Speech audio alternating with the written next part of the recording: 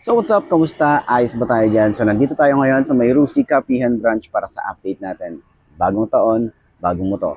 So ngayong araw na to, meron tayo ditong nakita na Rusi Sparkle 125. Kamukha nga ba nung Honda Click 125? Alamin natin yung presyo at yung specification, yung sulit na bang bilhin. Ngayon 2026, tara samahan nyo ako. Karoon na natin to. Ayos na ayos yan.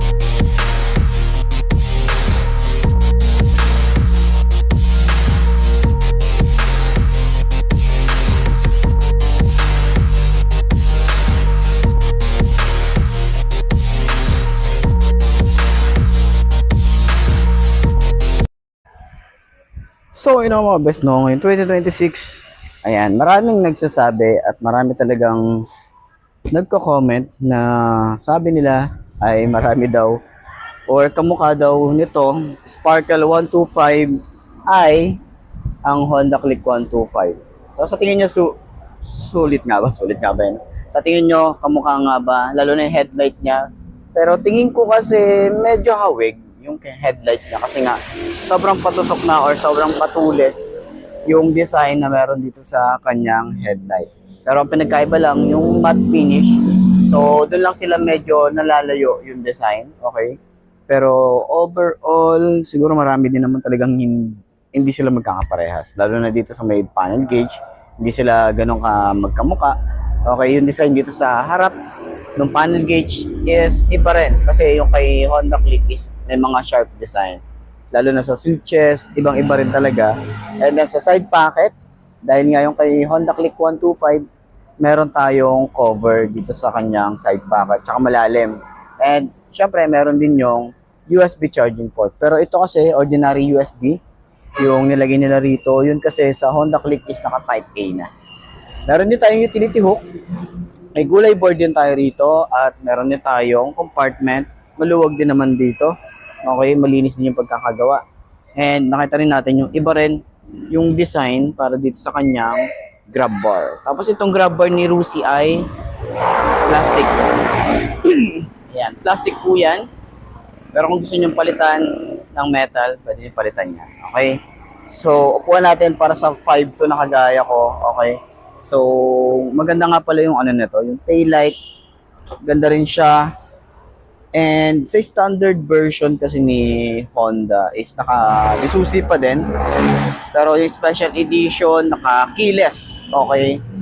So, yun naman yung version. So, malay naman natin, si Rusi ay maglagay din ng keyless. No? Malay naman natin, gawan din nila ng keyless itong Sparkle 125 or yung Sparkle 150. Kasi yung 150 neto is talagang sulit yung specs.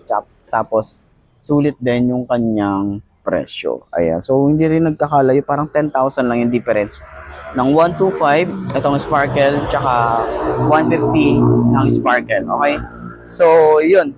Nasa sa inyo na yun kung ano mas bet nyo. Kung 125 ba o yung 150. Pero para sa akin, kung meron kayong budget, 150, goods na yun. Okay? Naka-liquid cooled ka na. Ay yung specs is sobrang sulit din and naka 4 bulbs na rin, di ba? So, saan ka pa? Di ba? So, ayan, sa tingin nyo, bagay ba sa atin? So, naupuan natin din yung, yung Honda is halos mataas din talaga. Sobrang taas din nito. Ayan, tingkaya din tayo rito. Turning radius, malawak din siya. Ayan. Yung shock na to, maganda rin yung shock, oh. Sobrang lambot din ang shock na ito. Oh, di ba ang ganda niya? Pati sa likod. Oh, ganyan din kaganda yung shock ng Sparkle. Ayan. So, sa tingin nyo, sulit na ba ang bilhin ngayong 2026? Bagong taon, bagong motor para sa atin. Okay, sa tingin nyo, sulit na bang bilhin ng ganitong motorcycle? So, comment nyo naman yan. Okay? Garalgal yung boses ko kasi nga may ubo ko eh. So, ayan. Ano natin? Center stand. Medyo mabigat, pero kayang-kaya naman. Ay siya.